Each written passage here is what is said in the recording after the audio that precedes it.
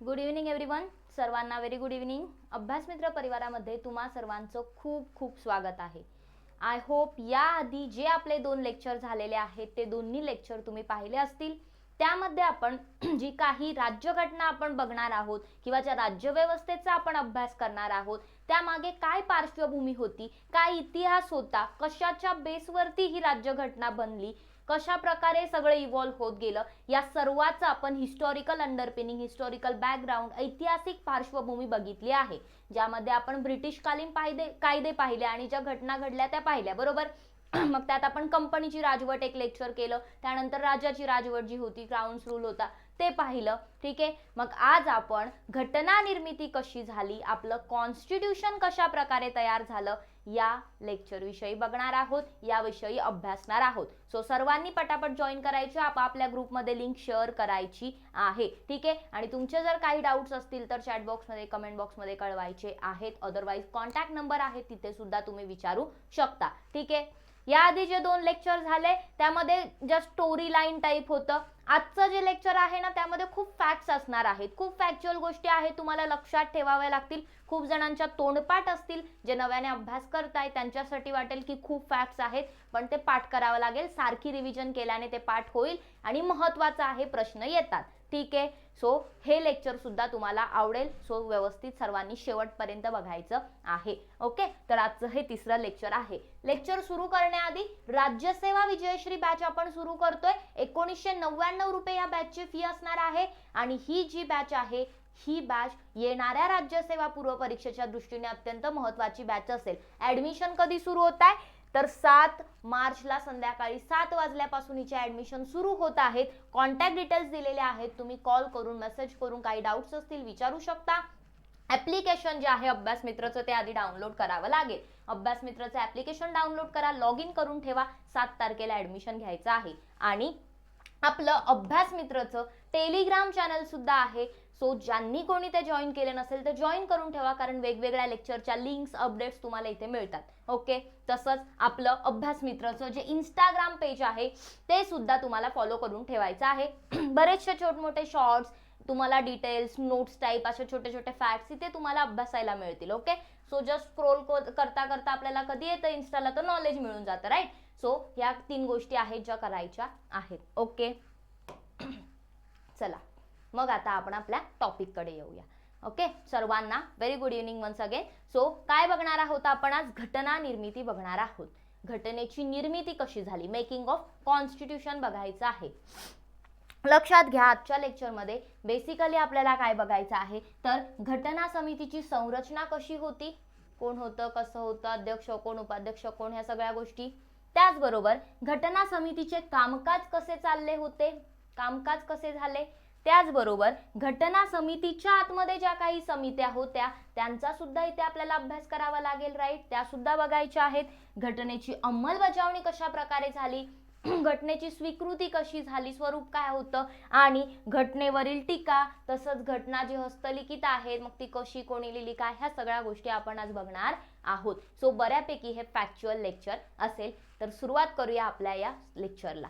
बघा, सगळ्यात आधी आपल्याला बघायचं आहे तर घटना समितीची रचना. सो थोडा आधी लक्षात घ्या, आपण जे काही हिस्टॉरिकल बॅकग्राऊंड पाहिलं होतं, ठीक आहे.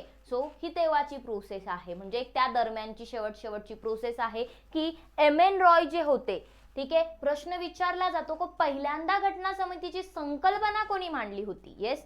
की कोण म्हटलं घटना समिती असली पाहिजे, तर ही जी घटना समिती असली पाहिजे ह्याची संकल्पना फर्स्ट टाइम कोणी मांडली, एम.एन. रॉय यांनी मांडली होती. कधी मांडली होती? 1934 मध्ये त्यांनी पहिल्यांदा घटना समितीची संकल्पना मांडली होती. आणि त्यानंतर राष्ट्रीय काँग्रेसने काय केलं तर राज्यघटनेची निर्मिती करण्यासाठी 1935 मध्ये भारतीय राष्ट्रीय काँग्रेस जे आहे, इंडियन नॅशनल काँग्रेसने काय केलं तर अधिकृतरित्या ऑफिशियली घटना समितीची काय केली, मागणी केली. ऑब्विसली कोणाकडे करणार, ब्रिटिशांकडे मागणी केली. ठीक आहे. त्याचबरोबर ही जी मागणी होती ब्रिटिशांनी 1940 मध्ये ब्रिटिश सरकारने काय केलं तर ही जी काही मागणी होती ती तत्वता मान्य केली होती. ठीक आहे. काय केली होती, तत्वता मान्य केली होती. आणि ही जी मागणी होती यालाच आपण ऑगस्ट ऑफर या नावाने ओळखतो. ऑगस्ट संधी मराठीत म्हणतात, पण ऑगस्ट ऑफरच लक्षात ठेवा. ठीक आहे. सो काय होती ही ऑगस्ट ऑफर या नावाने ती काय केली होती, ओळखली गेली होती. ठीक आहे. आता दुसरं महायुद्ध जेव्हा झालं होतं तर तुम्हाला माहिती आहे की दुसऱ्या महायुद्धामध्ये बऱ्यापैकी ब्रिटनने सपोर्ट वगैरे मागितला होता भारताचा, राईट. सो तुम्हाला मग आम्ही स्वातंत्र्याच्या पुढे नेऊ, डॉमिनन्स स्टेटस वगैरे देऊ. सो या सगळ्या गोष्टी झाल्या होत्या. आणि दुसऱ्या महायुद्धानंतर स्वीकारायची जी स्वतंत्र राज्यघटना होती तिच्या निर्मितीबाबत ब्रिटिश सरकारने काय केलं होतं, तर जो काही प्रस्तावित मसुदा आहे तो मसुदा घेऊन मंत्रिमंडळाचे सदस्य जे होते कोण, सर स्टॅफोर्ड क्रिप्स हे भारतात आले. म्हणजेच काय भारतात आलं, क्रिप्स मिशन भारतात आलं. काय भारतात आलं, क्रिप्स मिशन जे आहे ते भारतात आलं. बरोबर. मग ह्यामध्ये पॅथिक, लॉरेन्स, अलेक्झांडर आणि क्रिप्स होते. बरोबर. 3 जण ते 3 सदस्य होते. सो हे क्रिप्स मिशन भारतामध्ये 42 साली आलं. आणि यांनी काय केलं होतं, तर यांनी एक कशी राज्यघटना असली पाहिजे याचा मजकूर आणला होता. ठीक आहे. सो एक मजकूर मांडला. ओके. त्यानंतर काय झालं, तर भारतामध्ये पाकिस्तानने काय केलं, तर पाकिस्तानने स्वतंत्र देशाची मागणी केली. म्हणजे मुस्लिम लीगने म्हटलं की नाही, आम्ही ही राज्यघटना स्वीकारणारच नाही, आम्हाला स्वतंत्र देश पाहिजे. बरोबर. म्हणून मुस्लिम लीगने काय केलं, तर क्रिप्स मिशनने जो काही प्रस्ताव मांडला होता तर मुस्लिम लीगने तो प्रस्ताव नाकारला. मुस्लिम लीगने त्याला सपोर्ट केला नाही. येस, त्याला काय केलं नाही, सॉरी, त्याला नाकारलं. त्याचबरोबर शेवटी काय झालं, तर त्यानंतर एक कॅबिनेट मिशन भारतामध्ये पाठवण्यात आलं. काय पाठवण्यात आलं, कॅबिनेट मिशन भारतामध्ये पाठवण्यात आलं. आणि कॅबिनेट मिशनने काय केलं, तर 2 घटना समिती, 2 कोणासाठी, एक भारतासाठी एक पाकिस्तानसाठी, अशी 2 घटना समिती जी मागत होत्या, तर या 2 घटना समितीची जी काही मागणी होती, कल्पना होती, ती कॅबिनेट मिशननी सुद्धा अमान्य केली. कॅबिनेट मिशनने ते नाकारलं. आणि मुस्लिम लीगला सर्वसाधारणपणे मान्य असेल अशी संविधान सभा, अशी घटना समिती तुम्ही तयार करा किंवा अशी घटना समिती मांडा की जी मुस्लिम लीगला प्रॉब्लेम येणार नाही, अशी त्यांनी एक घटना समिती किंवा संविधान सभेची रचना सादर केली. कोणी केलं हे, कॅबिनेट मिशनने केलं. म्हणजे कोणामुळे खरं तर घटना समिती बनली, कॅबिनेट मिशनच्या प्लॅननुसार. ठीक आहे. हे लक्षात ठेवायचं, MCQ क्वेश्चन आहे. मग आता घटना समिती तर तयार झाली. ठीक आहे. म्हणजे घटना समिती जर तुम्ही पाहिलं तर कॅबिनेट मिशनने जी काही योजना ठरवलेली होती त्या योजनेनुसार नोव्हेंबर 1946 मध्ये, कधी, नोव्हेंबर 1946 मध्ये संविधान सभा किंवा ज्याला आपण घटना समिती म्हणतो याची स्थापना करण्यात आली होती. सो घटना समितीची स्थापना झाली. आता तिची रचना कशी आहे ते आपल्याला बघायचं आहे. ठीक आहे. लक्षात घ्या, प्रत्येक प्रांताला, प्रांत म्हणजे स्टेट्स, सो प्रत्येक प्रांताला, आणि जे काही संस्थान होते, जे प्रिन्सली स्टेट्स होते, जे छोटे संस्थान होते, त्यांच्या बाबतीमध्ये मग त्यांचा जे गट असेल संस्थानांचा, छोट्या छोट्या संस्थानांचा मिळून जो गट, असं संयुक्त संस्थान वगैरे आपण म्हणतो, तर ते संयुक्त प्रांत वगैरे. ठीक आहे. सो तसंच छोट्या छोट्या संस्थानांचे पण गट होते, जॉईंट. ठीक आहे. सो अशा लोकांना त्यांची जी काही लोकसंख्या आहे त्या लोकसंख्येच्या प्रमाणामध्ये आता जागा मिळणार होत्या. कुठे जागा मिळणार होती, घटना समितीमध्ये. कुठे, घटना समितीमध्ये. म्हणजे घटना समितीमध्ये सदस्य जे असतील ना, ते सदस्यत्व कशाच्या, तर जेवढी तुमच्याची लोकसंख्या आहे त्यानुसार तुम्हाला ती जागा मिळेल. जे काही आपण पण आता मतदारसंघ वगैरे डिवाइड करतो, कशावरून, हा इथे ह्याचा बेस आहे. ठीक आहे. सो त्यानुसार जागा दिल्या जाणार होत्या. कशा जागा दिल्या जाणार होत्या, तर 1:10 असं होतं. ठीक आहे. किंवा 10 लाख 1:1 असं ते रेशिओ होतं. म्हणजे एक सदस्य, 10 लाख लोकसंख्येमागे एक सदस्य असणार. बरोबर. 10 लाख लोकसंख्येसाठी एक सदस्य असणार. सपोज एखाद्या प्रांताची लोकसंख्या आहे 50 लाख, तर त्या सपोज तेव्हाचा जो संयुक्त प्रांत होता, ठीक आहे, तर सपोज म्हणतोय, इमॅजिन करा, संयुक्त प्रांताची जर लोकसंख्या असेल 50 लाख, तर संयुक्त प्रांताचे 5 सदस्य असतील. ठीक आहे. 5 सदस्य घटना समितीमध्ये निवडून दिले जातील. म्हणजे निवडणुका पण होणार होत्या हा इथे. ठीक आहे. सो 10 लाख लोकसंख्येमागे एक सदस्य असणार होता. निवडणुका होणार होत्या. कशा, प्रमाणशीर प्रतिनिधित्व पद्धतीने एकल संक्रमणीय मतदान तत्वानुसार काय होणार होत्या, निवडणुका होणार होत्या. इथे मेमरीला जास्त ताण देऊ नका. आपण जेव्हा राष्ट्रपतीची निवडणूक बघणार आहोत, ठीक आहे, तेव्हा मी तुम्हाला या निवडणुका कशा असतात, ठीक आहे, ते तुम्हाला सांगणार आहे. ठीक आहे. कशा प्रकारे 2 टाईपच्या असतात. ठीक आहे. सो त्या मी तुम्हाला तेव्हा सांगेल. ओके, फक्त एवढं लक्षात ठेवा की ह्या ज्या निवडणुका झाल्या होत्या त्या प्रमाणशीर प्रतिनिधित्व पद्धतीने झाल्या होत्या. 10 लाख लोकसंख्येमागे एक प्रतिनिधी आणि एकल संक्रमणीय मतदानानुसार मतदान तत्वानुसार झाल्या होत्या. ठीक आहे. सो ह्या ज्या निवडणुका झाल्या होत्या या निवडणुकांमध्ये जर तुम्ही पाहिलं तर हे प्रांतांमधले सदस्य निवडून दिले जाणार होते, पण जी काही संस्थानं होती त्या संस्थानामधील सदस्यांसाठी नामनिर्देशन करण्यात येणार होते. संस्थानामधील सदस्यांना नॉमिनेटेड करण्यात येणार होतं, सचिन तेंडुलकर सारखं, राईट. आणि सगळ्यात महत्त्वाचं म्हणजे या घटना समितीमध्ये त्यावेळच्या सर्व फेमस नेत्यांपैकी सर्व लोक उपस्थित होते, पण महात्मा गांधी आणि मोहम्मद अली जिना सोडून. महात्मा गांधी आणि मोहम्मद अली जिना सोडलं तर त्या काळच्या ज्या सर्व महत्त्वाच्या व्यक्ती होत्या त्या सर्व महत्त्वाच्या व्यक्ती घटना समितीमध्ये होत्या. ठीक आहे, हे तुम्हाला लक्षात ठेवायचं आहे. ठीक आहे, कारण की हे दोन व्यक्ती नव्हते. ह्यावर कधी कधी तुम्हाला असं वाटतं की असतीलच, कसं काय नसणार गांधी, असतीलच, नाही, ते नव्हते, घटना समितीमध्ये नव्हते, हे लक्षात ठेवायचं आहे. बघा, आता घटना समितीची आपण रचना बघत होतो, बरोबर. काय बघत होतो? रचना बघत होतो. मग एकूण सदस्य किती होते? एकूण सदस्य होते 389 सदस्यांची ती घटना समिती असणार होती. त्यामध्ये एकूण सदस्य 389 असतील असं सांगितलं होतं. ठीक आहे. मग यामधून 296 सदस्य हे ब्रिटिश भारतातील असतील. ब्रिटिश भारत म्हणजे भारतपर्यंत ते ब्रिटिश भारत नाव होतं, ब्रिटिशांचं पोझिशन असल्याचं, ब्रिटिशांचं क्षेत्र होतं, सो ब्रिटिश भारत असं म्हटलं जात होतं. ठीक आहे. अजून सार्वभौमत्व पूर्ण मिळालं नव्हतं. सो ब्रिटिश भारतातले 296 सदस्य असणार होते. उरलेले जे 93 सदस्य आहेत ते कुठले असणार होते? संस्थानांमधले असणार होते. कोणते असणार होते? संस्थानांमधले असणार होते. ठीक आहे. बघा, हे आकडे लक्षात ठेवायचे आहेत, कन्फ्यूज व्हायचं नाही. 389 टोटल सदस्य असणार होते आणि या टोटल सदस्यांमधून 296 सदस्य ब्रिटिश भारतातील आणि 93 सदस्य हे संस्थानामधील असणार होते. ठीक आहे. मग निवडणुका ज्या होणार होत्या त्या या 296 सदस्यांच्या होणार होत्या. 93 सदस्य जे आहे ते नॉमिनेटेड होणार होते, नामनिर्देशित केले जाणार होते. ठीक आहे, नॉमिनेट केले जाणार होते. निवडणुका ह्या 296 ब्रिटिश भारतातील सदस्यांसाठी होणार होत्या. यामधून सुद्धा 292 जागा ज्या आहेत या 292 जागा गव्हर्नर प्रांतामधून निवडून दिल्या जाणार होत्या. कुठून? गव्हर्नर प्रांतांमधून. आणि 4 जे होते ते मुख्य आयुक्त प्रांताच्या असणार होत्या, जे प्रिन्सली स्टेट्स होते. कोणते? तर यामध्ये जर तुम्ही पाहिलं तर येतं कुर्ग, बलुचिस्तान. ठीक आहे. त्यानंतर जे आपलं अजमेर मारवाड आणि एक राहिलं ते कोणतं? कुर्ग, बलुचिस्तान, अजमेर मारवाड आणि एक बघा आता माझ्या डोक्यात पटकन येत नाहीये. ठीक आहे. सो ह्या 4 काय होत्या? 4 मुख्य आयुक्तांच्या त्या जागा असणार होत्या. ठीक आहे.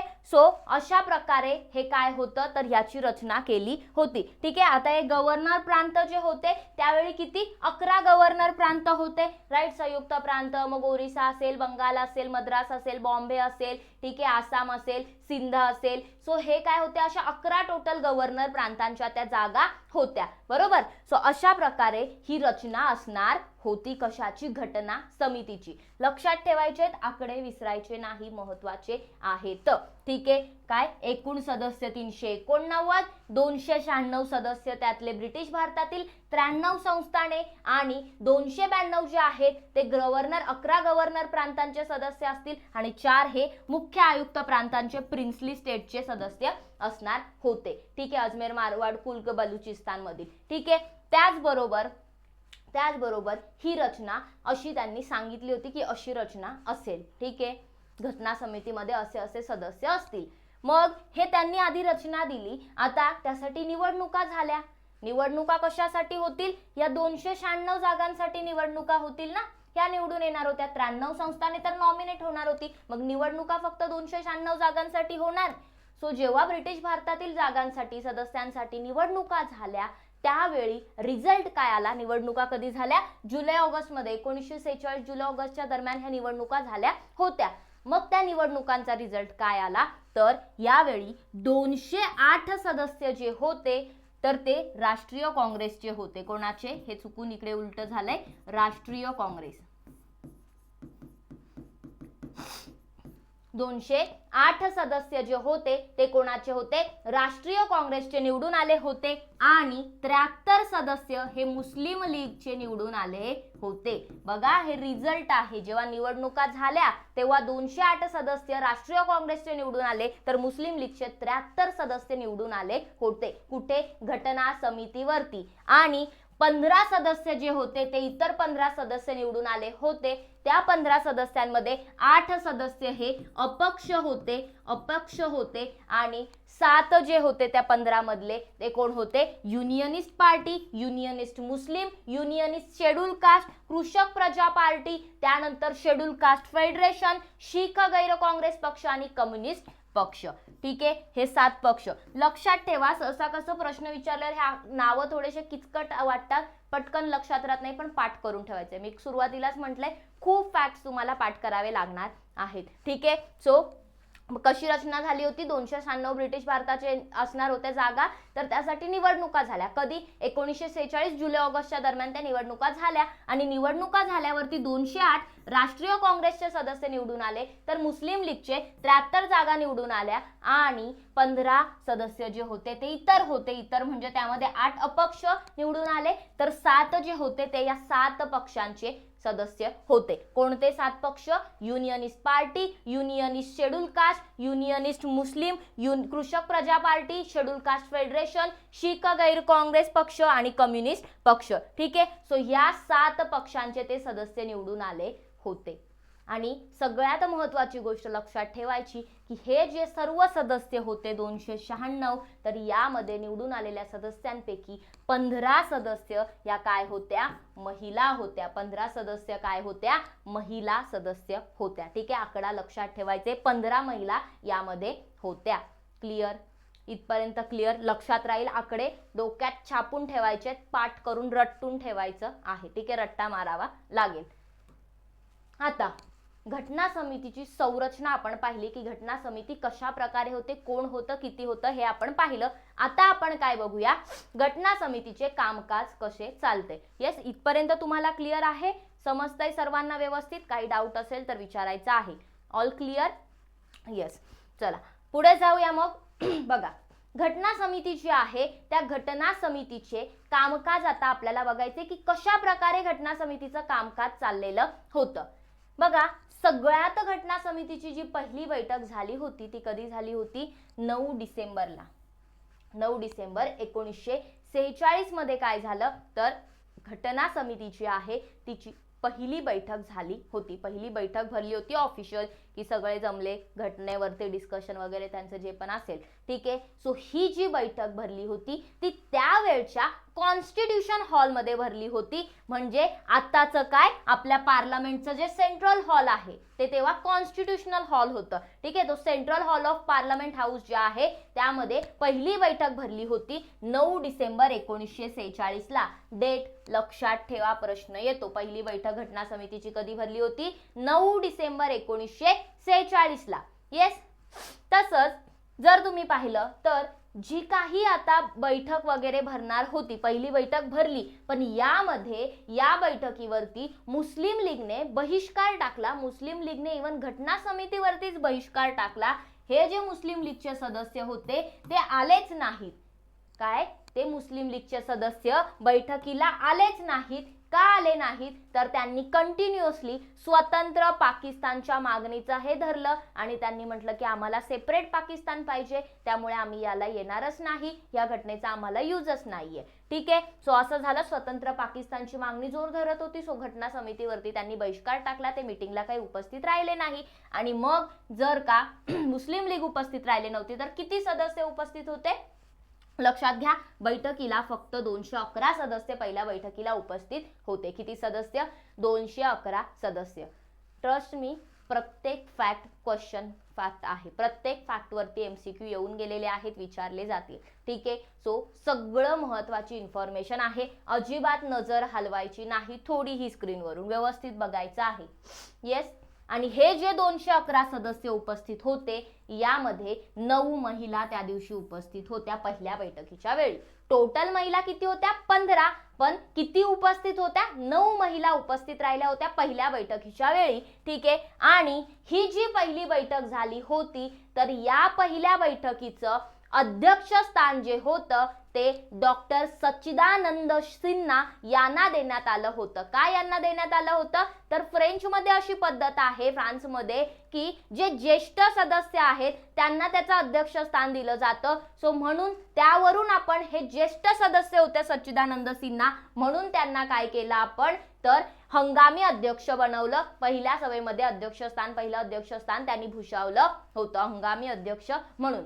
पण त्यात सुद्धा काय झालं तर हे जरी हंगामी अध्यक्ष असले तरी सुद्धा काय झालं तर यांना दुपारपर्यंतच यांनी काम केलं. म्हणजे फक्त यांनी ज्या सदिच्छा आल्या होत्या आपल्या घटना समितीला USA, चीन आणि ऑस्ट्रेलियाकडून तेवढ्याच वाचल्या, त्यांचंच वाचन केलं. त्यांच्या प्रकृतीमुळे तब्येत ठीक नसल्यामुळे काय झालं तर दुपारच्या सत्रानंतर एक तात्पुरते उपाध्यक्ष बनवले फ्रँक अँथोनी, आणि त्यांनी मग त्या पुढचं सेशनचं काम पाहिलं. कोणी? फ्रँक अँथोनी यांनी. ठीक आहे, एक एक डिटेल लक्षात ठेवायचे आहेत. ओके, मग पहिले हंगामी अध्यक्ष कोण होते? डॉक्टर सच्चिदानंद सिन्हा होते, ज्यांनी दुपारपर्यंत काम पाहिलं. प्रकृती खराब असल्यामुळे हंगामी उपाध्यक्ष तेव्हा बनवले फ्रँक अँथोनी. ठीक आहे, त्यानंतर दुसरी बैठक कधी झाली? दुसरी बैठक झाली 11 डिसेंबर 1946 मध्ये. कधी झाली?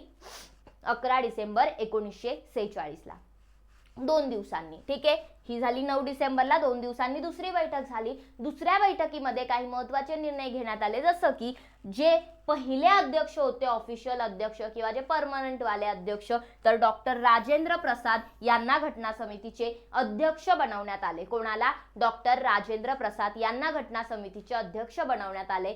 यांच्या नावाची शिफारस कोणी केली होती?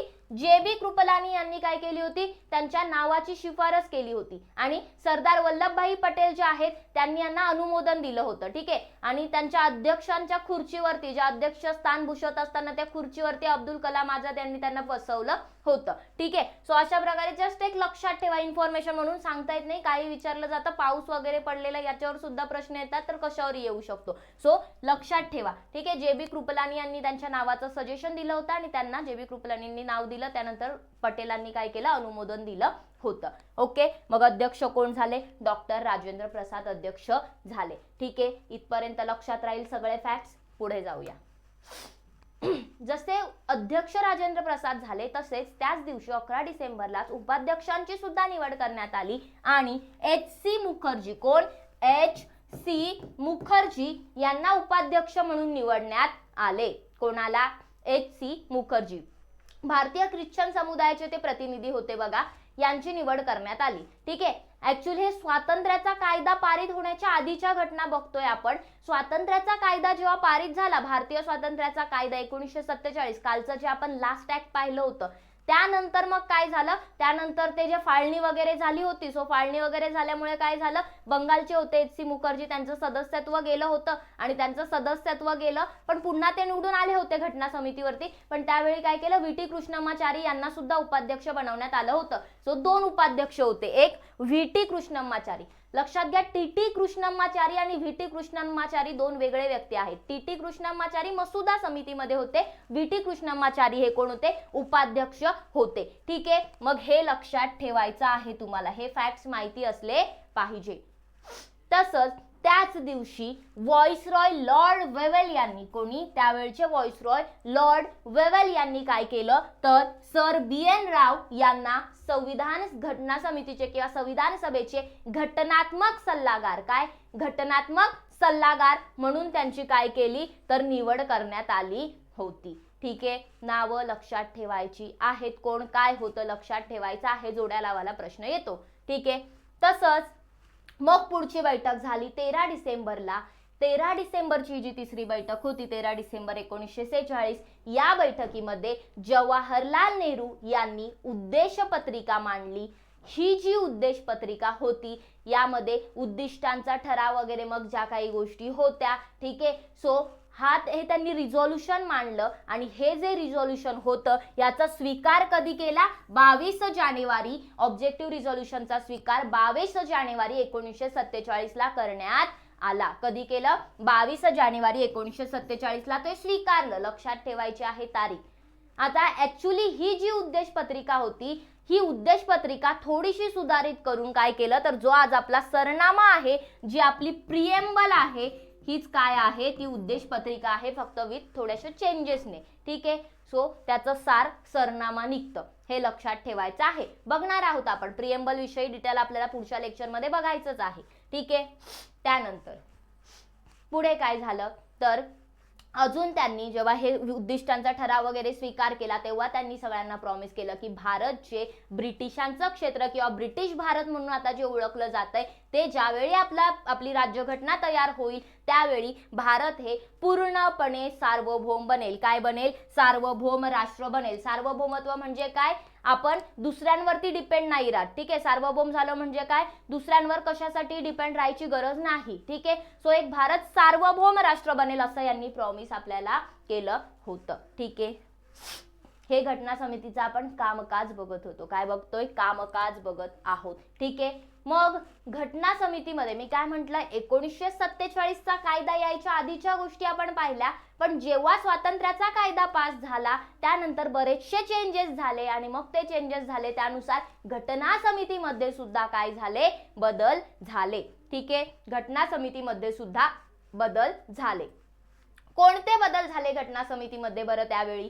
तर लक्षात घ्या, 28 एप्रिल 1947 रोजी, कधी? 28 एप्रिल 1947 रोजी 6 संस्थानांचे जे प्रतिनिधी होते, ते 6 संस्थानांचे प्रतिनिधी काय झाले? पहिल्यांदा सहभागी झाले. तुमचं होमवर्क आहे की हे जे 6 संस्थान होते जे पहिल्यांदा सहभागी झाले होते, ते कोण होते? कारण की आपण काय पाहिलं, सुरुवातीला संस्थानांचे प्रतिनिधी सहभागी झाले नव्हते. ठीक आहे. मग आता ते स्वातंत्र्याच्या कायद्यानंतर 6 संस्थानांचे प्रतिनिधी जे आहेत ते सहभागी झाले आणि नंतर जी माउंटबॅटन योजना आली होती, 3 जूनची माउंटबॅटन प्लॅन जो आला होता, फाळणीचा प्लॅन, तर त्यानंतर उरलेले जे काही संस्थान होते त्यांचे प्रतिनिधी सुद्धा काय झाले? आता घटना समितीमध्ये सहभागी झाले होते. कशानंतर? माउंटबॅटन प्लॅन नंतर, फाळणीच्या प्लॅन नंतर. तसंच भारतीय प्रदेशामधील, आता काय झालं, पाकिस्तान भारत वेगळं होणार होतं हे कळलं, फाळणी तर झाली. ठीक आहे. पण मग भारतीय प्रदेशातील जे मुस्लिम लीगचे सदस्य होते, जे पाकिस्तानात नव्हते, जे भारतातले होते, भारताच्या टेरिटरी मधले होते,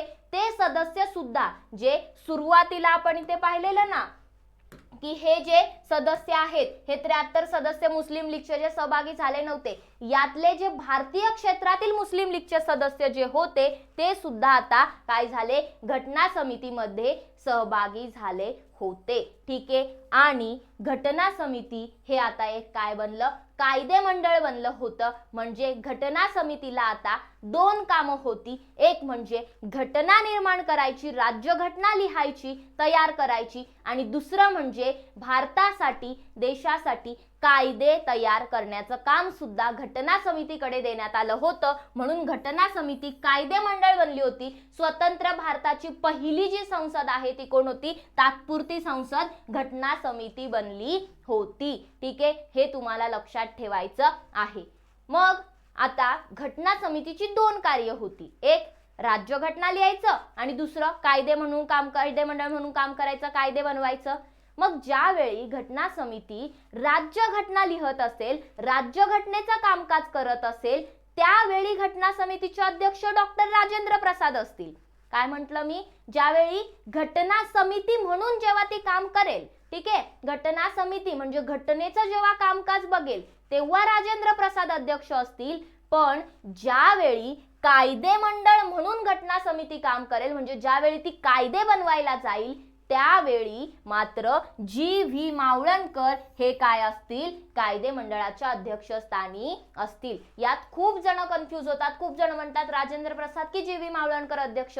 तर लक्षात ठेवा, जी.व्ही. मावळणकर हे कायदे मंडळ म्हणून काम करत असताना अध्यक्ष होते. घटना समितीचे अध्यक्ष कोण होते? तसे डॉक्टर राजेंद्र प्रसाद होते. ठीक आहे. येस. मग जसं मुस्लिम लीगच्या भारतातील सदस्य सहभागी झाले, तसं जेव्हा फाळणी झाली तर पाकिस्तानचा भाग असलेले जे मुस्लिम लीगचे सदस्य होते ते काय झाले? ते आता बाहेर पडले. ठीक आहे. ते सदस्य सुद्धा आता पाकिस्तानमध्ये गेले. ठीक आहे.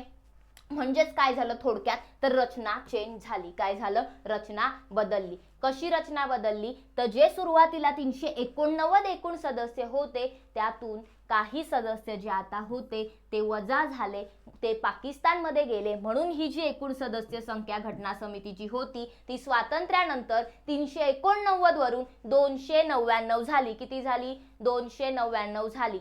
आकडे सारखे सारखे वाचा, लिहून काढा, प्रॅक्टिस करा, काही करा, रट्टा मारा, पण पाठ ठेवायचे आहेत. स्वातंत्र्यानंतरचे झालेले बदल आपण बघत आहोत, स्वातंत्र्याच्या कायद्याने झालेले बदल आपण बघत आहोत. ठीक आहे. तसंच यामध्ये ब्रिटिश भारतातील जे सदस्य असणार होते, 11 प्रांतांमधील गव्हर्नर प्रांत वगैरे आणि जे अजमेर बलुचिस्तान वगैरे मधले 4 आयुक्तांचे प्रांत वगैरे, तर हे जे सदस्य 296 असणार होते ते आता 296 न राहता ते किती झाले? 292 झाले. म्हणजे 4 जे आयुक्तांचे प्रांत होते प्रिन्सली स्टेट ते आता कट झाले, ते पाकिस्तानात गेलं. ठीक आहे, क्लिअर. ही जी सदस्य संख्या होती ती कितीवर आली? 292 वर आली. कितीवरून? 296 वरून. तसंच जे संस्थानांचे 93 सदस्य होते ते आता काही संस्थानं ही पाकिस्तानात गेली आणि त्यामुळे संस्थानांची सुद्धा सदस्य संख्या ऑब्विसली कमी होईल. मग ती 93 वरून 70 वर आली. 70 संस्थानांचे प्रतिनिधित्व असणार होते. ठीक आहे. म्हणजे ही जी सदस्य संख्या होती ती 292 ब्रिटिश भारतातील सदस्य आणि 70 सदस्य संस्थानांचे असे मिळून टोटल 299 सदस्य जे होते ते काय असणार होते इथे? तर 299 सदस्य हे एकूण सदस्य असणार होते. कशामध्ये? तर आपल्या घटना समितीमध्ये. ठीक आहे, क्लिअर. हे तुम्हाला लक्षात ठेवायचं आहे. बघा, बाकी पण मग अपक्ष वगैरे होत्या, तुम्ही म्हणणार नाही ते बेरीज जुळत नाही, तर ते बाकी जे होते ना इतर सदस्य. येस.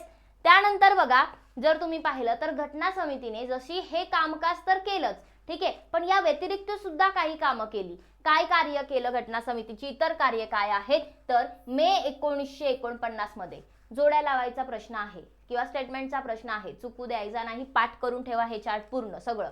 काय झालं? तर मे 1949 मध्ये भारत सरकारचं जे राष्ट्रकुल सदस्यत्व आहे, कॉमनवेल्थ नेशन जे आहे त्याला मान्यता दिली. म्हणजे ब्रिटिशांच्या ज्या ज्या ठिकाणी वसाहती होत्या त्यांना ब्रिटिशांनी कॉमनवेल्थ सदस्य केलं, सो त्याला मान्यता दिली आपण मे 1949 मध्ये. आपण म्हणजे घटना समितीने दिली. ठीक आहे. त्याचबरोबर 22 जुलै 1947 रोजी काय झालं? तर घटना समितीने राष्ट्रीय ध्वज जो आहे तो स्वीकृत केला.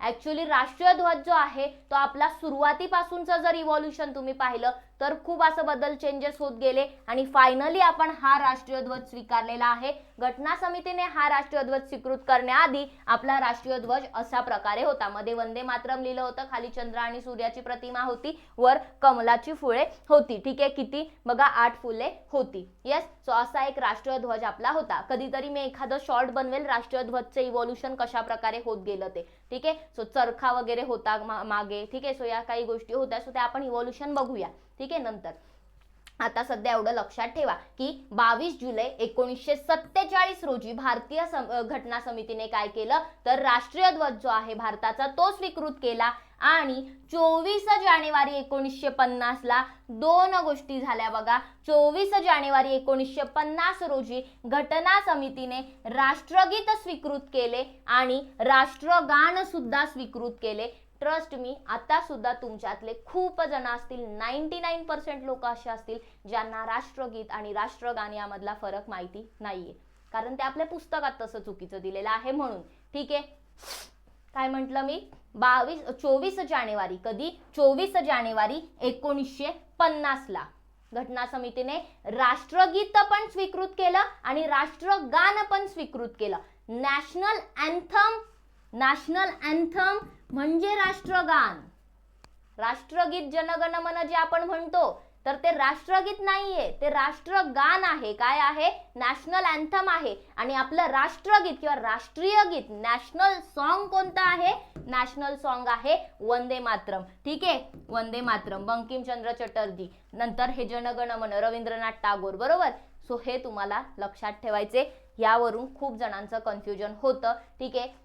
आपण शाळेत असताना वगैरे राष्ट्रगीत म्हणा असं आपल्याला म्हणायचे, आपण जनगण मन सुरू करून द्यायचो. ठीक आहे.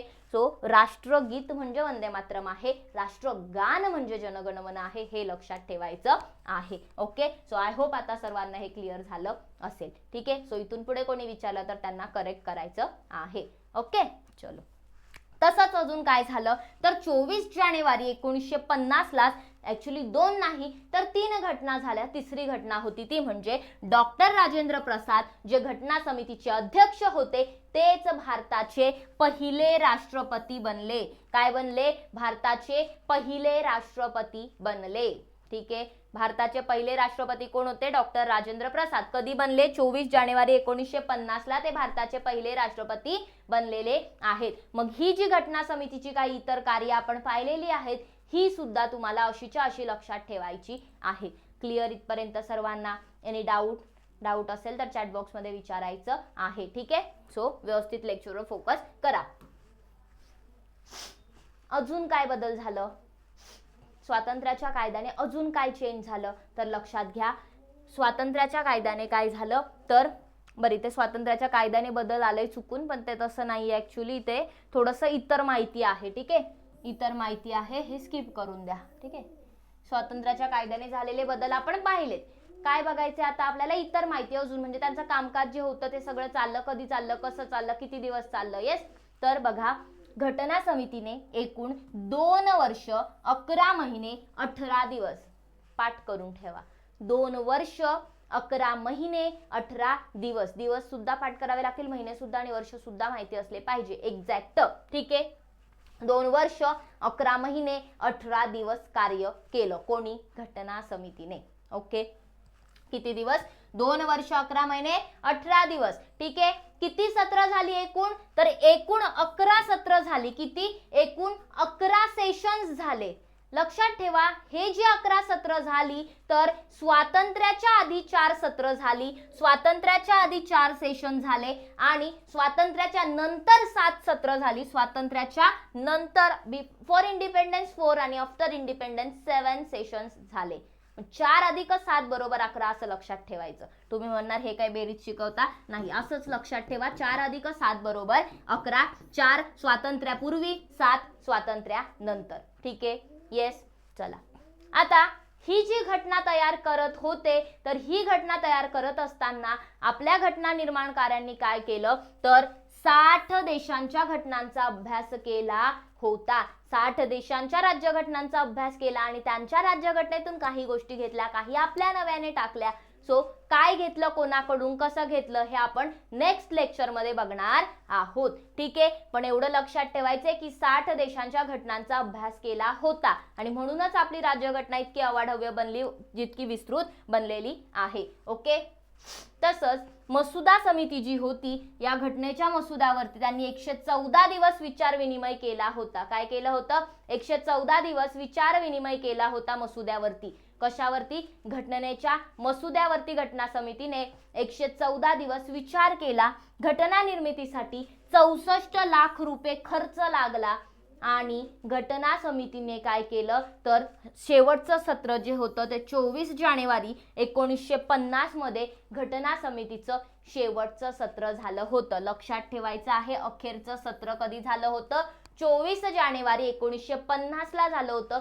जरी शेवटचं सत्र होतं, लास्ट सेशन होतं, पण घटना समिती काही बंद नव्हती झाली, ते डिझॉल्व नव्हती केली. ठीक आहे. कारण ती संसद म्हणून कार्य करतच होती ना, तात्पुरती संसद म्हणून.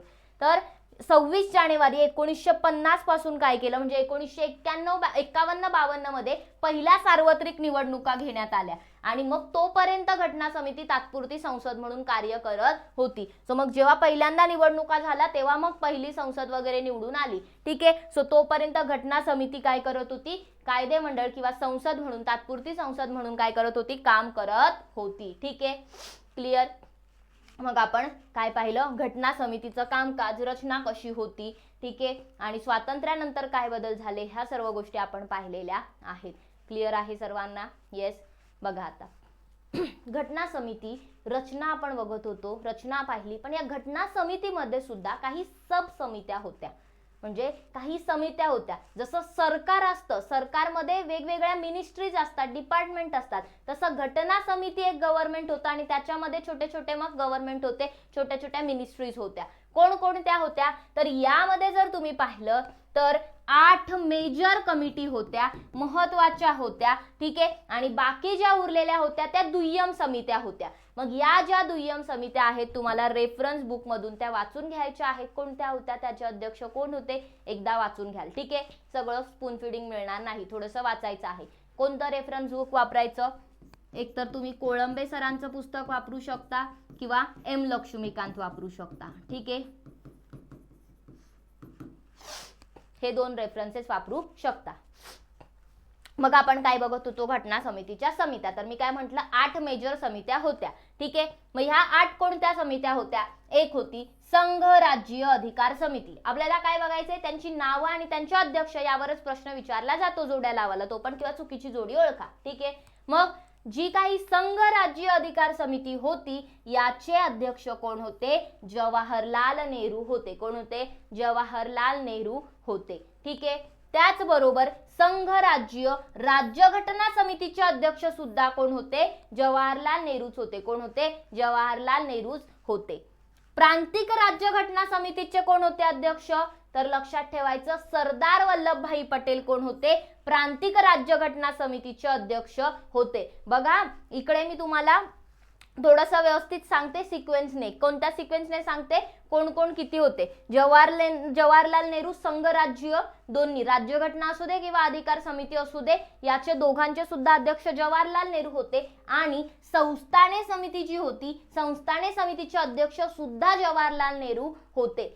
सरदार वल्लभभाई पटेल हे प्रांतिक राज्यघटना समितीचे अध्यक्ष होते आणि फंडामेंटल राईट्स म्हणजे मूलभूत हक्क, अल्पसंख्याकांसाठी आणि आदिवासी क्षेत्र जे आहेत, जे अंतर्गत न झालेली क्षेत्र आहेत, यांच्यासाठीची जी सल्लागार समिती होती त्याचे सुद्धा अध्यक्ष कोण होते, सरदार वल्लभभाई पटेल हे होते. ठीक आहे, मग यामध्ये जे सब समिती होत्या, ठीक आहे, मग याचे एच सी मुखर्जी फंडामेंटल राईट्सचे होते, अल्पसंख्याकांचे वेगळे, असं सब मध्ये ते डिवाइड झालं होतं. ठीक आहे, सो पूर्णचे अध्यक्ष सरदार पटेल होते आणि सरदार वल्लभभाई पटेल होते आणि मग त्यातले एक एक पार्टचे अध्यक्ष वेगवेगळे होते. ठीक आहे, सो थोडंसं रेफरन्स बुक खोलायचं आहे यासाठी. ठीक आहे, सगळं इथे शिकवलं जाईल पण थोड्याशा गोष्टी तर स्वतःहून करायच्या आहेत. ओके, आहे ते लिहिलेलं आहे, रेफरन्सेस मध्ये दिलेलं आहे.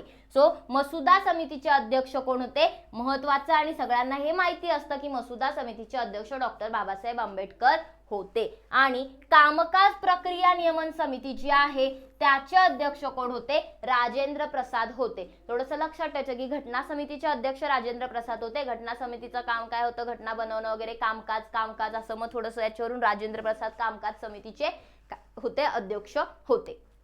उरलं काय, सुकाणू समिती. ठीक आहे, यावरती पण खूप जणांचं चालतं कोण आहे कोण नाही. सुकाणू समितीचे अध्यक्ष नक्की कोण होते, लक्षात ठेवा डॉक्टर राजेंद्र प्रसादच होते. कोण होते, रेफरन्सेस मध्ये सगळ्या राजेंद्र प्रसाद दिलेला आहे, बाकीच्या रेफरन्सेसला वापरू नका. लक्ष्मीकांत झालं, त्यानंतर कोळंबे झालं, यामध्ये काय दिलेलं आहे, राजेंद्र प्रसाद दिलेला आहे. आयोगाने प्रश्न जर विचारला तर आयोग सुद्धा राजेंद्र प्रसादच उत्तर देईल. ठीक आहे, नाही दिलं तर आपण बघू. ओके, सो सुकाणू समितीचे अध्यक्ष कोण होते, डॉक्टर राजेंद्र प्रसादच होते, हे लक्षात ठेवायचं आहे. ओके, मग काय पाहिलं आपण, घटना समितीच्या समित्या पाहिल्या. संघराज्य अधिकार समिती जवाहरलाल नेहरू, संघराज्य राज्यघटना समिती जवाहरलाल नेहरू अध्यक्ष, संस्थाने समितीचे सुद्धा जवाहरलाल नेहरू अध्यक्ष, 3 तर मेन समित्यांचे अध्यक्ष जवाहरलाल नेहरू. त्यानंतर जी प्रांतिक राज्यघटना समिती होते त्याचे सरदार पटेल अध्यक्ष, त्याचबरोबर फंडामेंटल राईटसाठी अल्पसंख्याक आणि जे काही आदिवासी क्षेत्र जे अंतर्भूत न केलेले क्षेत्र होते त्यांच्यासाठी जे काही सल्लागार समिती होती त्याचे सुद्धा अध्यक्ष होते सरदार वल्लभभाई पटेल. आणि सुकाणू समिती तसंच कामकाज समितीचे अध्यक्ष होते डॉक्टर राजेंद्र प्रसाद. उरली मसुदा समिती, त्याचे अध्यक्ष होते डॉक्टर बाबासाहेब आंबेडकर. लक्षात राहतील एवढ्या 8 समित्या, ह्या मेजर समित्या होत्या. उरलेल्या समित्या पुस्तकातून वाचायच्या आहेत, ज्या दुय्यम समित्या होत्या. ठीक आहे, रीड करायच्या आहेत. महत्वाची समिती, सगळ्यात महत्वाची, कारण यांच्यामुळे जी काही राज्यघटना बनली ती खऱ्या अर्थाने बनलेली. सो कोर पार्ट आहे हा मसुदा समिती. ठीक आहे, मसुदा समिती जी होती, ड्राफ्ट कमिटी जी होती, ठीक आहे, तर इथे तुम्हाला बघायला मिळेल मसुदा समिती. ही जी मसुदा समिती होती यांचा पहिला जो मसुदा होता तो फेब्रुवारी 1948 मध्ये काय केला होता, पहिला मसुदा होता तो घटना समितीला सादर केला होता. ठीक आहे, आणि हा जो मसुदा आहे तो घटना समितीला तर सादर केलाच पण तो पब्लिश केला कशासाठी, तर लोकांचं सुद्धा, कारण की लोकशाही आहे आपल्याकडे, सो लोकांचं सुद्धा मत वगैरे घेण्यासाठी, लोकांच्या टीका टिप्पणी सगळं काय असेल ते सगळं यामध्ये ऑब्झर्व करण्यासाठी 8 महिने जनतेला दिलं होतं. जनतेने 8 महिन्यामध्ये कोणाचे सजेशन्स आले, काही टीका आल्या, सो या सर्व गोष्टींचा विचार करून मसुदा समितीने मग पुन्हा नवीन मसुदा तयार केला आणि तो ऑक्टोबर 1948 मध्ये दुसरा मसुदा सादर केला. ठीक आहे, फेब्रुवारीमध्ये पहिला 1948 ला आणि ऑक्टोबरमध्ये 1948 लाच दुसरा मसुदा सादर केला. ठीक आहे, आणि मग तो पारित झाला. ठीक आहे, आणि 141 दिवस लागले. किती? जवळपास 141 दिवस, 6 महिन्यांपेक्षा कमी कालावधीमध्ये मसुदा जो आहे तो मसुदा समितीने तयार केला होता.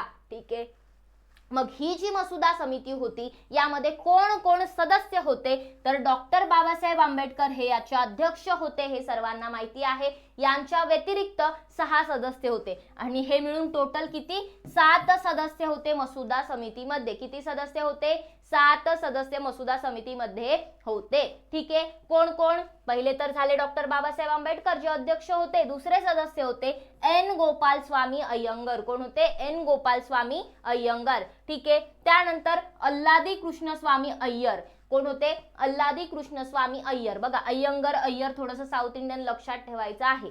ठीक आहे, त्यानंतर होते महत्वाचे के.एम. मुन्शी. कोण होते? के.एम. मुन्शी. तसंच सय्यद मोहम्मद सादुल्ला होते, एन माधवराव आणि टी.टी. कृष्णमाचारी. लक्षात घ्या, हे जे शेवटचे 2 सदस्य आहेत हे सुरुवातीला मसुदा समितीमध्ये नव्हते, ते नंतर ऍड झालेले आहेत. कधी? नंतर ऍड झालेले आहेत. कसं? तर सुरुवातीला बी.एल. मित्तल होते. कोण होते? बी.एल. मित्तल होते, पण हे आजारी असल्यामुळे, त्यांची प्रकृती ठीक नसल्यामुळे काय करण्यात आलं, तर त्यांच्या जागी एन माधवराव यांची नेमणूक करण्यात आली. कुठे? मसुदा समितीमध्ये.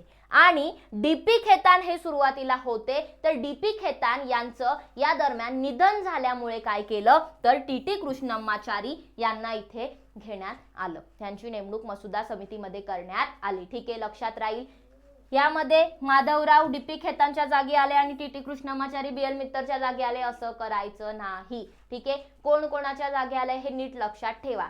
आणि हे टी.टी. कृष्णमाचारी आहे, व्ही.टी. कृष्णमाचारी नाही. व्ही.टी. कृष्णमाचारी उपाध्यक्ष होते. ठीक आहे, एच.सी. मुखर्जींसोबत. हे लक्षात ठेवायचं आहे. मग अशा प्रकारे काय होती? मसुदा समिती होती, यांनी ड्राफ्ट तयार केला होता. ठीक आहे, क्लिअर. मग आता मसुदा वगैरे आपण घटना समित्या वगैरे पाहिल्या, थोडंसं घटनेची स्वीकृती कशा प्रकारे झाली याविषयी सुद्धा बघूया. इथपर्यंत क्लिअर आहे सर्वांना? व्यवस्थित समजतंय? काही प्रॉब्लेम असेल तर सांगत चला. ठीक आहे, ओके, चलो, व्हेरी गुड.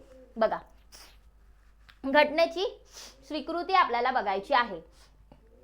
लक्षात घ्या, डॉक्टर बी.आर. आंबेडकर जे होते, बाबासाहेब आंबेडकर यांनी 4 नोव्हेंबर 1948 ला काय केलं, तर जो काही राज्यघटनेचा मसुदा तयार केलेला होता, जो फायनल ड्राफ्ट होता, तो फायनल ड्राफ्ट काय केला, तर घटना समितीला सादर केला. ठीक आहे, त्यानंतर काय झालं, त्यानंतर 9 नोव्हेंबर 1948 पर्यंत त्याच्यावरती एक जनरल चर्चा झाली, साधारण डिस्कशन झालं. बरोबर. सो साधारण बघा, म्हणजे तुम्ही जर पाहिलं तर एक 5 दिवस त्याच्यावरती जनरल डिस्कशन झालं. त्यानंतर काय झालं, 15 नोव्हेंबरला त्याचं एक दुसरं वाचन झालं. म्हणजे आता जे दुसरं रीडिंग झाली होती, पहिल्या रीडिंग मध्ये जनरल डिस्कशन झालं होतं, दुसऱ्या रीडिंग मध्ये क्लॉज टू क्लॉज रीडिंग. आठवते? बजेट. ठीक आहे, ज्यांनी अभ्यास केलाय त्यांना माहिती असेल, बजेटमध्ये सुद्धा असं होतं, साधारण डिस्कशन किंवा एखादं बिल, नंतर मग क्लॉज टू क्लॉज रीडिंग होते. बरोबर. सो दुसऱ्या वाचनामध्ये काय झालं, तर दुसऱ्या वाचनामध्ये प्रत्येक कलम विचारात घ्यायला सुरुवात केली. घटना जी होती त्यामधील, मसुद्यामधील 17 ऑक्टोबर 1949 ला दुसरं वाचन संपलं. कारण एवढी मोठी घटना होती, 395 साधारण कलम, सो एवढं वाचायला वेळ तर लागेल, त्याच्यावर विचार करायला, वोट घ्या प्रत्येक गोष्टीवरती, हे सगळं.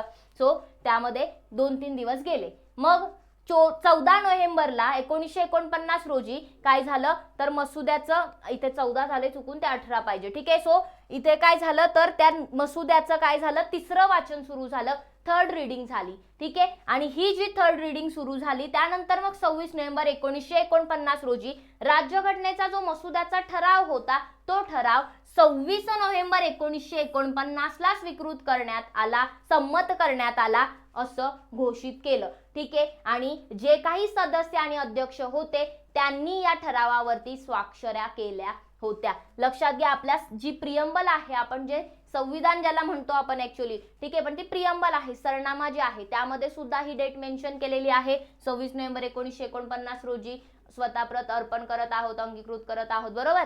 सो 26 नोव्हेंबर 1949 या तारखेला ते स्वीकृत केलं, ठीक आहे.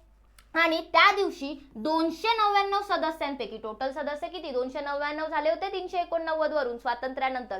सो हे जे 299 सदस्य होते त्यापैकी फक्त 284 सदस्य त्या दिवशी उपस्थित होते, काही कारणास्तव बाकीचे आले नसतील. सो या 284 सदस्य जे उपस्थित होते त्यांनी काय केलं होतं, या राज्यघटनेवरती स्वाक्षरी केली होती, सह्या केल्या होत्या, ठीक आहे. आणि 26 नोव्हेंबर 1949 ला जी स्वीकृत केलेली राज्यघटना होती, या राज्यघटनेमध्ये त्यावेळी 395 कलमे होती. किती?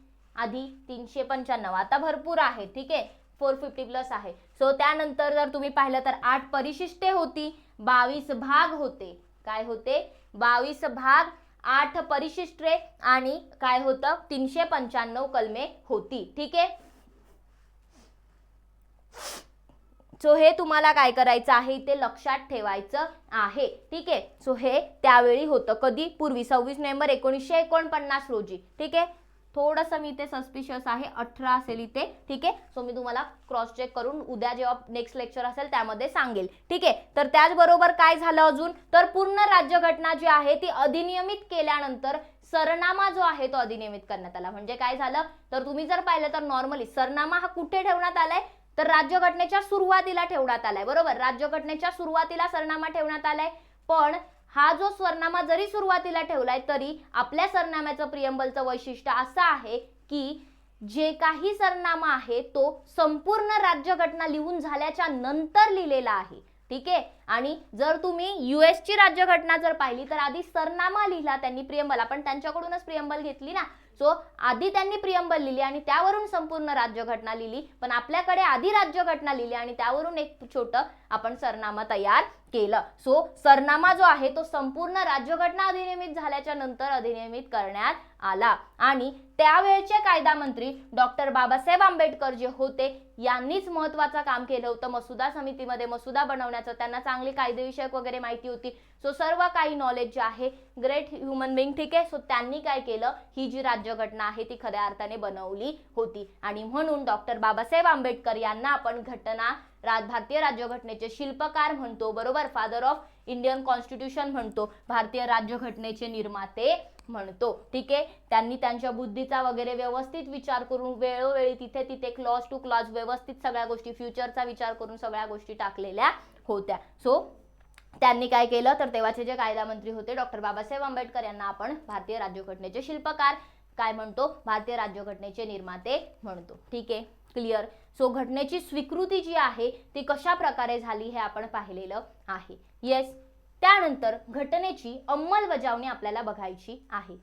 घटना स्वीकृत कधी केली, 26 नोव्हेंबर 1949 ला, पण घटनेची अंमलबजावणी कधी झाली, 26 जानेवारी 1950 ला घटनेची अंमलबजावणी झाली, ठीक आहे. आता आपण सार्वभौम झालो, तर जेव्हा घटनेची अंमलबजावणी झाली तेव्हा. येस. मग हा जो दिवस होता तो का निवडला होता अंमलबजावणीसाठी, का बरं 26 नोव्हेंबरलाच अंमलबजावणी नाही केली, तर 1929 जे काँग्रेसचं लाहोर अधिवेशन झालं होतं, या लाहोर अधिवेशनामधील पूर्ण स्वराज ठराव जो झाला होता, या पूर्ण स्वराजाचा जो ठराव मांडला होता, म्हणजे 26 जानेवारी 1930, बरोबर. मग तो आपण भारताचा पहिला स्वातंत्र्य दिन म्हणून आपण मानला होता, साजरा केला होता. सो 26 जानेवारी 1930 ला हा पूर्ण स्वराज्याचा ठराव मांडला होता, म्हणून आपण 26 जानेवारी ही दिनांक ठरवली होती. मग 26 नोव्हेंबर नंतर 26 जानेवारी येण्यासाठी 1950 वरच जावं लागेल आपल्याला. सो त्यामुळे 26 जानेवारी 1950 ला घटनेचा अंमल सुरू केला होता, ठीक आहे. क्लिअर. आपण त्या दिवशी स्वातंत्र्य झालो होतो आणि 1950 हा घटनेच्या प्रारंभाचा दिन मानला गेला. 26 जानेवारी 1950 हा घटनेच्या प्रारंभाचा दिन मानला गेला आणि म्हणून आपण हा दिवस गणराज्य दिन, प्रजासत्ताक दिन म्हणून साजरा करतो, लोकशाही दिवस म्हणून साजरा करतो. लोकांच्या हातात, प्रजेच्या हातात या दिवशी सत्ता आली असं आपण म्हणतो, आपण सार्वभौम झालो, ठीक आहे. मग घटनेचं कलम 394 नुसार घटनेमधील 16 कलमांचा अंमल 26 नोव्हेंबर नोव्हेंबर 1949 रोजी सुरू झाला होता. म्हणजे जरी अंमलबजावणी घटनेची काय केली होती 1950 ला केली होती, तरी त्याच्या आधीच काही घटनेमधील कलम अशी आहेत त्यांचा अंमल सुरू केला होता, कारण ते नेसेसरी होतं. जसं की नागरिकत्व झालं, ठीक आहे, गरजेचं होतं, नागरिकत्वाचा प्रॉब्लेम होता तेव्हा फाळणी झाल्यामुळे, सो त्याचा अंमल आधीच सुरू झाला होता. काय नागरिकत्वाचे कलम कसं वगैरे सगळं आपण बघणार आहोत, ठीक आहे. निवडणुका पण होणं महत्वाचं असतं, म्हणून निवडणुकांचा अंमल सुद्धा आधीच झाला होता. तात्पुरती संसद असणं किंवा तात्पुरत्या तरतुदी, लघु शीर्षके वगैरे जे होते या गोष्टीचा आधीच अंमल झाला होता. कोणते कलम? तर कलम 5, 6, 7, 8, 9 नागरिकत्वाचे कलम, ठीक आहे. त्यानंतर 60, 324 निवडणुका वगैरे, 366, 367, 372, 379, 380, 388, 391 आणि 92 लघु शीर्षके वगैरे. सो या ज्या काही कलम आहेत, तरतुदी आहेत, यांचा अंमल 26 नोव्हेंबर पासूनच सुरू झाला होता, ठीक आहे. मग ह्या गोष्टी घटनेच्या अंमलबजावणीविषयी तुम्हाला लक्षात ठेवायच्या आहेत. Okay, clear? चलो, आता संविधान सभेतील महिला कोण कोण होत्या? तर मी म्हटलं 15 महिला होत्या. नावं लक्षात ठेवा, प्रश्न विचारला जातो संविधान सभेतील महिला कोण कोण होत्या, ठीक आहे. सो नावं लक्षात ठेवायचं आहे. दुर्गाबाई देशमुख. कोण? दुर्गाबाई देशमुख. रेणुका रे, हंसाबेन मेहता, लीला रॉय, सरोजिनी नायडू, कमला चौधरी, ठीक आहे. कमलादेवी चौधरी पण येतं कधी कधी, हे बरोबर असतं ते. सुचेता कृपलानी, अम्मू स्वामीनाथन, मालती चौधरी, विजयालक्ष्मी पंडित, दक्षयानी वेलायुधन, पूर्णिमा बॅनर्जी, राजकुमारी अमृता कौर, बेगम रसुलानी, एनी मास्केरेन, ठीक आहे. बघा, ह्या महिला कुठे होत्या? संविधान सभेमध्ये होत्या, ठीक आहे. कधी कधी ना या ऑप्शन मध्ये तुम्हाला सुब्बालक्ष्मी नाव वगैरे दिलं जातं, ठीक आहे. लक्षात ठेवा, एलिमिनेट करायचं, सुब्बालक्ष्मी यामध्ये नव्हत्या, ठीक आहे. सो ही जी नावं आहेत ह्या एवढ्याच 15 महिला काय होत्या? संविधान सभेमध्ये होत्या. नावं आता एवढी तर तोंडपाठ होतील असं नाही, पण पुन्हा पुन्हा वाचून रिव्हिजन, एलिमिनेशन मेथड किंवा ऍटलिस्ट जास्त कुठे ऑप्शन आहे ते बघून तरी उत्तर बरोबर देऊ शकता. येस. पुढे बघा, घटनेवरती काही टीका झाल्या. घटनेवरील टीका म्हणण्यापेक्षा, घटनेवर होण्यापेक्षा त्या घटना समितीवरती जास्त टीका झाल्या. काय टीका झाल्या? तर असं म्हटलं गेलं की ही प्रातिनिधिक सभा नव्हती, म्हणजे प्रतिनिधी व्यवस्थित नव्हतं, कॉन्ट्रीब्युशन व्यवस्थित नव्हतं. सो एक प्रातिनिधिक सभा नव्हती किंवा ही सार्वभौम सभा नव्हती. काय म्हटलं? सार्वभौम सभा नव्हती असं म्हणण्यात आलं, की इकडून तिकडून घेतलं किंवा स्वतः म्हणजे व्यवस्थित हे नाही केलं. सो ब्रिटिशांचे जे कायदे होते आधी त्यातून काही गोष्टी घेतल्या, 1935 चा कायदा वगैरे. त्याचबरोबर असं म्हटलं की वकिलांचे नंदनवन होते. म्हणजे काय? तर ऑलमोस्ट जे काही घटना समितीमध्ये सदस्य होते ते ऑलमोस्ट काय होते? सर्व वकीलच होते, ठीक आहे. म्हणून वकिलांनी तयार केलेली घटना वगैरे असं म्हणण्यात आलं, ठीक आहे. कारण की जर तुम्ही पाहिलं मसुदा समितीमध्ये सुद्धा कोण होते? डॉक्टर बाबासाहेब आंबेडकर स्वतः वकील होते, बरोबर. त्यानंतर काँग्रेसचं यामध्ये वर्चस्व आहे असं सुद्धा म्हणण्यात आलं, की काँग्रेसचे सदस्य जास्त होते, राष्ट्रीय काँग्रेसचे, ठीक आहे. पण आता त्यावेळी जर खरं पाहिलं तर काँग्रेस हा मोठा पक्ष होता, सो ऑब्विसली ते जास्त असणार होते. हिंदूंचं वर्चस्व जास्त आहे असं म्हटलं गेलं. आता मुस्लिम लीगचे सदस्य जर तिकडे गेले त्यामुळे हिंदूंचं वर्चस्व सुद्धा राहणार होतं. पण जे टीका आहेत बाय हुक और बाय क्रूक, कॉन्स्टिट्यूशन तर बनलं, टीका आहेत त्या सुद्धा आपल्याला थोड्याशा बघितल्या पाहिजे काय टीका झाल्या होत्या नॉर्मल, ठीक आहे. यावर काही प्रश्न येणार नाही. सरनाम्यावर कोणी कोणती टीका केली यावर प्रश्न येतात, ते आपण तेव्हा अभ्यासूया सरनाम्याच्या वेळी. तसंच कालव्ययी असं म्हटलं गेलं. म्हणजे काय? तर खूप टाइम घेतला यांनी संविधान बनवायला, एवढी गरज नव्हती, एवढा वेळ घ्यायची नव्हतं असं म्हणण्यात आलं, ठीक आहे. सो या काही टीका होत्या. पण टीका काही असू द्या, आपलं संविधान तयार झालं, आपली घटना तयार झाली आणि आपण सार्वभौम झालं, बरोबर. सो एक आपण शेवटचं बघणार आहोत ते म्हणजे घटनेचं जे हस्तलिखित आहे, ठीक आहे, की कशा प्रकारे प्रिंटिंग पेंटिंग झाली ते थोडंसं बघायचं, कारण प्रश्न येतो. सो 24 जानेवारी 1950 ला संविधान सभेमध्ये उपस्थित जे सदस्य होते त्यांनी घटनेच्या 3 प्रतींवरती सह्या केल्या होत्या.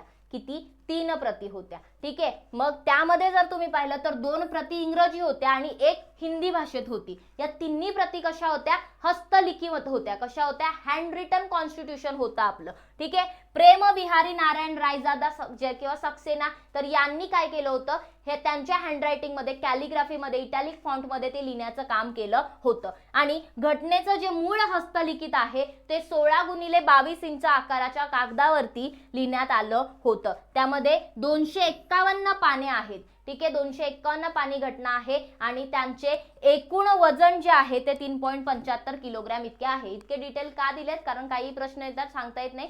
सो जस्ट एकदा कानाखालून जाऊ द्या, म्हणजे आपल्याला लक्षात राहतं, आलं तर एलिमिनेट करता वगैरे येतं. ठीक आहे. तसंच प्रत्येक पानाची चित्ररूप सजावट जी आहे, इलुस्ट्रेशन केलं होतं व्यवस्थित, त्याला असं रंगरंगटीचं काम केलं होतं, चित्र काढले होते. कोणी? नंदलाल बोस यांनी. ही नावं लक्षात ठेवा, प्रश्न येणार. ठीक आहे. नंदलाल बोस यांनी केलं होतं. ठीक आहे. त्याचबरोबर जर तुम्ही पाहिलं तर नंदलाल बोस यांनी काय केलं होतं, प्रत्येक भागाच्या सुरुवातीला देवदेवता आणि प्रसिद्ध ऐतिहासिक व्यक्ती झाले, म्हणजे राम लक्ष्मण सीता. ठीक आहे. त्यानंतर म्हणजे गौतम बुद्ध, वर्धमान महावीर, गुरु गोविंद सिंग, त्यानंतर सम्राट अकबर. ठीक आहे. शिवाजी महाराज, राणी लक्ष्मीबाई, टिपू सुलतान, महात्मा गांधी, सुभाषचंद्र बोस यांसारख्या म्हणजे सर्व प्रसिद्ध व्यक्तींची चित्रे काढली होती. तसंच मूळ हस्तलिखित घटना जी आहे ती आता कुठे ठेवलेली आहे, तर संसदेची जी लायब्ररी आहे त्या संसदेच्या लायब्ररीमध्ये हेलियमने भरलेलं जे काचेचा डब्बा आहे त्यामध्ये ठेवलंय. का त्यात ठेवलंय, तर ती खराब होऊ नये, कारण पेपर आहे ना ते, शेवटी पेपर काय होऊन जातं, कालांतराने झीज होते त्याची, पण मग ते होऊ नये म्हणून कुठे ठेवलेलं आहे, हेलियमने भरलेल्या काचेच्या डब्यात ती ठेवलेली आहे. जर तुम्ही संसदेच्या लायब्ररीमध्ये गेलात कधी बघायला तर मिळू शकते तुम्हाला. ठीक आहे. तसंच घटना समितीची निशाणी काय स्वीकारली होती, तर हत्ती. कारण आपली घटना कशी विस्तृत होती, मोठी होती, सो हत्ती एवढी विस्तृत असं घटना समिती जी होती ती होती. ठीक आहे. आणि त्याचबरोबर घटना समितीचे सचिव सुद्धा लक्षात ठेवायचे, एच.व्ही. अय्यंगार हे घटना समितीचे सचिव होते. तर घटना समितीमध्ये एस.एन. मुखर्जी हे कोण होते, मसुदा बनवण्याचे प्रमुख होते. मसुदा समितीचे अध्यक्ष डॉक्टर बाबासाहेब आंबेडकर होते, पण मसुदा बनवण्याचे प्रमुख कोण होते, एस.एन. मुखर्जी होते, चीफ ड्राफ्ट्समॅन. लक्षात ठेवायचं आहे. हिंदी भाषेतील मूळ राज्यघटना जी आहे तिचं हस्तलिखित कोणाचं होतं, तर हिंदी भाषेतलं हस्तलिखित जे होतं ते वसंत कृष्ण वैद्य यांचं होतं. ठीक आहे.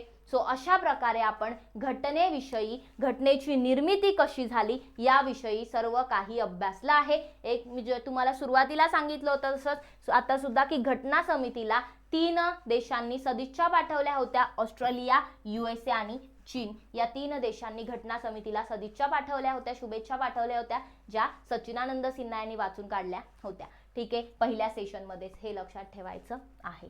क्लिअर. सो अशा प्रकारे आपण सर्व काही अभ्यासलेलं आहे. मग जाऊ नका कुठेही, या 2 क्वेश्चनचे आन्सर सर्वांनी द्यायचे आहेत. ठीक आहे. काय आहे, जे नंतर रेकॉर्डेड लेक्चर पण बघतात त्यांच्यासाठी पण कमेंट बॉक्समध्ये आन्सर केलं तरी चालेल, कारण थोडंसं इन्व्हॉल्वमेंट दिसते आपली. सो खालीलपैकी कोणत्या तारखेला भारतीय संविधान सभेची पहिली बैठक झाली होती. कोणत्या तारखेला झाली होती, 9 डिसेंबर 1946, 26 नोव्हेंबर 1949, 22 जुलै 1947 की 13 डिसेंबर 1946. चला सर्वांनी याचा आन्सर करायचं आहे. ठीक आहे. मी ओढून तुम्हाला सांगितलं आणि सोपं आहे. ठीक आहे. खूप जणांना माहिती सुद्धा असेल. Yes, very good. कधी झाली, 9 डिसेंबर 1946 ला काय झाली, तर पहिली जी बैठक होती ती झालेली आहे संविधान सभेची 9 डिसेंबर 1946 ला. Very good. कोण होते अध्यक्ष तेव्हा, सच्चिदानंद सिन्हा. कधीपर्यंत, दुपारपर्यंत. नंतर कोण होते, फ्रँक अँथोनी उपाध्यक्ष म्हणून निवड करण्यात आली होती. आणि मग त्यानंतर दुसऱ्या बैठकीला 11 डिसेंबरला काय झालं, तर राजेंद्र प्रसाद हे मेन अध्यक्ष बनले आणि उपाध्यक्ष एच.सी. मुखर्जी. ठीक आहे. क्लिअर.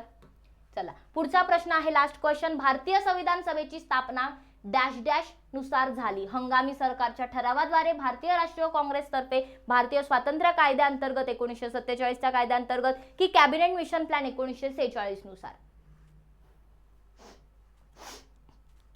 चला सर्वांनी याचा आन्सर करायचे. बघा मी हे सुद्धा तुम्हाला शिकवलंय सुरुवातीलाच, अगदी फर्स्ट स्लाइड वरतीच आपण शेवटी पाहिलं होतं की कशानुसार झाली. ठीक आहे.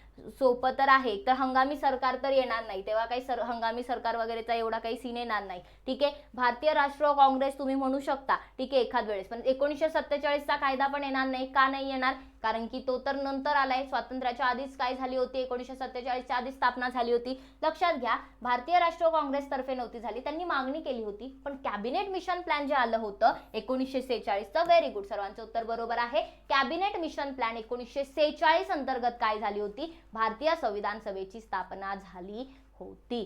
क्लिअर. सो अशा प्रकारे आपण घटना निर्मिती हा चॅप्टर सुद्धा व्यवस्थितपणे अभ्यासलेला आहे, पूर्ण detail. I don't think so की काही राहिलंय. जे काही मी तुम्हाला होमवर्क म्हणून दिलंय ते सुद्धा तुम्हाला करायचं आहे. ठीक आहे. सो लेक्चर कसं वाटलं हे चॅट बॉक्समध्ये कळू शकता, तुम्ही कमेंट बॉक्समध्ये कळवा आणि जाता जाता व्हिडिओला लाईक सुद्धा करायचं आहे. सो नेक्स्ट लेक्चर जे आपलं असणार आहे ते आपण सरनामावरती घेणार आहोत आणि जी काही राज्यघटनेची वैशिष्ट्ये आहेत ती आपण त्यामध्ये अभ्यासणार आहोत. ठीक आहे. सो तुमच्या जास्तीत जास्त फ्रेंडपर्यंत हे लेक्चर शेअर करा. बॅचेस आपल्या सुरू होत आहे नवीन, त्यासाठी ॲप्लिकेशन डाउनलोड करून ठेवा. काही क्युरीज असतील तर कॉल करून विचारू शकता. अभ्यास मित्र टेलिग्राम चॅनल जॉईन करा. Yes, thank you very much everyone. Thank you so much. I hope तुम्हाला लेक्चर आवडला असेल. जाता जाता चॅनलला सबस्क्राईब करून नक्की जा. धन्यवाद. भेटूया आपण नेक्स्ट लेक्चरमध्ये. तोपर्यंत बघत राहा अभ्यास मित्र.